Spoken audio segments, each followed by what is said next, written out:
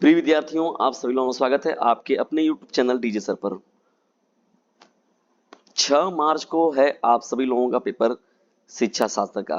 तो प्रिय विद्यार्थियों, कक्षा 12 के यदि आप विद्यार्थी हैं और शिक्षा शास्त्र को लेकर परेशान हैं, तो ये महत्वपूर्ण प्रश्नों की श्रृंखला आपके लिए है। खुद भी इसका लाभ उठाइए और दूसरों को भी इससे लाभान्वित कीजिए, और 6 मार्च को जाने से पहले एग्जाम में इस पूरे सेशन को जरूर देखकर जाइएगा। बहुत ही ज्यादा मोस्ट इंपॉर्टेंट है। चलिए चलिए प्रिय विद्यार्थियों, देखते हैं इन प्रश्नों को। कौन कौन से प्रश्न देखिए महत्वपूर्ण रूप से हैं। पहला देखिए प्रश्न क्या है, वैदिक कालीन शिक्षा की 4 विशेषताएं बताइए। देखिए शिक्षा शास्त्र का मोस्ट इंपॉर्टेंट सेशन है ये पेडागोगी का, बहुत ही जबरदस्त। वैदिक शिक्षा का उद्देश्य देखा जाए तो छात्रों का सर्वांगीण विकास करना था प्रिय विद्यार्थियों। सर्वांगीण विकास में देखा जाए तो ईश्वर की भक्ति और चरित्र निर्माण को बल दिया गया। विशेष रूप से देखा जाए तो व्यक्तित्व का विकास का बात किया गया है। नागरिक तथा सामाजिक कर्तव्यों का पालन करने की बात की गई। नागरिक तथा सामाजिक कर्तव्यों का पालन करने का बात किया गया। सामाजिक कुशलता की उन्नति कर उसे एक उपयोग सदस्य बनाना था। ठीक है, ये महत्वपूर्ण रूप से हो जाएगा पॉइंट, जो देश की उन्नति तथा राष्ट्रीय संस्कृति के संरक्षण तथा प्राचीन भारतीय शिक्षा के प्रचार में अपना योगदान कर सके। ठीक है, ये महत्वपूर्ण पॉइंट हो जाएगा। दूसरा देखिए महत्वपूर्ण प्रश्न क्या है विद्यार्थियों, पर्यावरण शिक्षा का उद्देश्य बताइए। पर्यावरण शिक्षा का उद्देश्य बताइए। तो चलिए आइए देखते हैं पर्यावरण शिक्षा के उद्देश्य महत्वपूर्ण पॉइंट कौन कौन से हैं। पहला देखिए पॉइंट क्या हो जाएगा, पर्यावरणीय समस्याओं के प्रति जो है जागरूकता का विकास करना।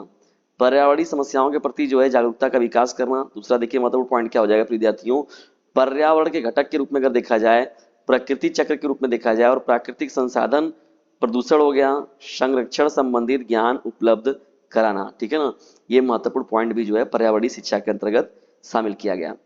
आगे जब बढ़ते हैं प्रिय विद्यार्थियों, देखिए तो यहाँ पर तीसरा पॉइंट देखिए क्या है, छात्रों में अवलोकन। छात्रों में अवलोकन, भाषा प्रयोग करना, सारणीयन, संग्रह की बात हो गई, एकत्रीकरण की बात हो गई, ठीक है ना, और चित्रण की बात हो गई, सामाजिक दायित्वों का ज्ञान हो गया, बहुत जरूरी होता है। समूह में काम करने की बात देखिए किया गया।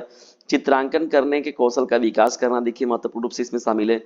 और चौथा पॉइंट क्या हो जाएगा, पर्यावरणीय प्रयास उपाय कार्यकलापों अवधारणाओं के संदर्भ में मूल्यांकन करने की योग्यता का विकास करना, ये भी पॉइंट इसमें शामिल किया गया है। चलिए आगे बढ़ते हैं हम लोग, यहाँ पर देखते हैं अगला प्रश्न क्या है, मानसिक रूप से स्वस्थ व्यक्ति के लक्षण बताइए। देखिए वह व्यक्ति संतोषी होता है और प्रसन्नचित रहता है। संतोषी रहेगा और प्रसन्नचित रहता है, और भय क्रोध प्रेम द्वेष निराशा अपराध दुश्चिंता आदि आवेगों से व्यथित नहीं होता है। ठीक है ना, मानसिक रूप से स्वस्थ व्यक्ति की पहचान होती है, वह अपनी योग्यता और क्षमता को न तो अत्यधिक उत्कृष्ट मानता है और न ही अपने आप को हीन समझता है। ठीक है, दोनों चीजें हो गई। वह ममत्वशील होता है, ममत्वशील होता है और दूसरों की भावनाओं का ध्यान रखता है। ठीक है, ये महत्वपूर्ण पॉइंट हो जाएगा, बहुत ही इंपॉर्टेंट ये प्रश्न है। पुरस्कार देते समय किन किन सावधानियों का ध्यान रखना चाहिए, ये प्रश्न देखिए शिक्षा शास्त्र का।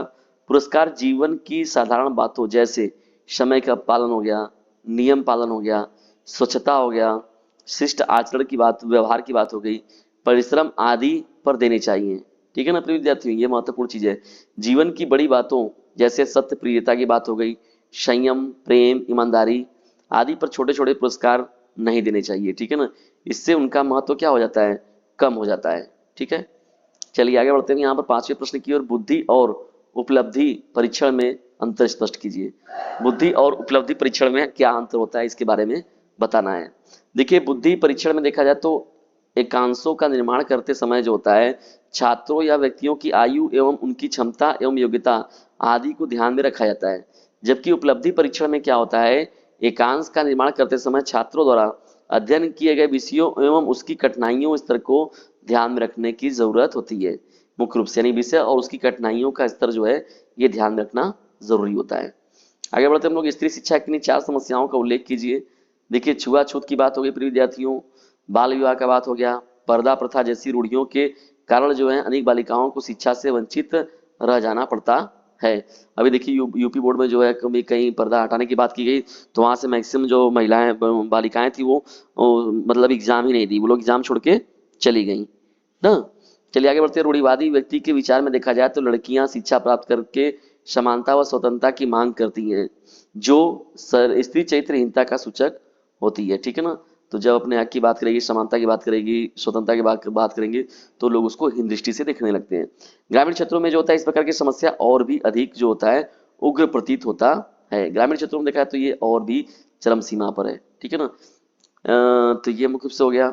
यही स्थिति जो है माध्यमिक और उच्च शिक्षा के स्तरों पर भी है।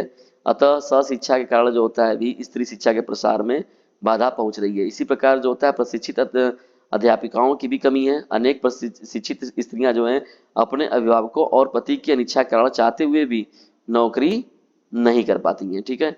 मतलब एजुकेटेड होने के बाद भी, वेल क्वालिफाइड होने के बाद भी वो नौकरी नहीं कर रहे हैं। यदि क्यों? क्योंकि भाई उनके घर से वो दबाव है, ठीक है।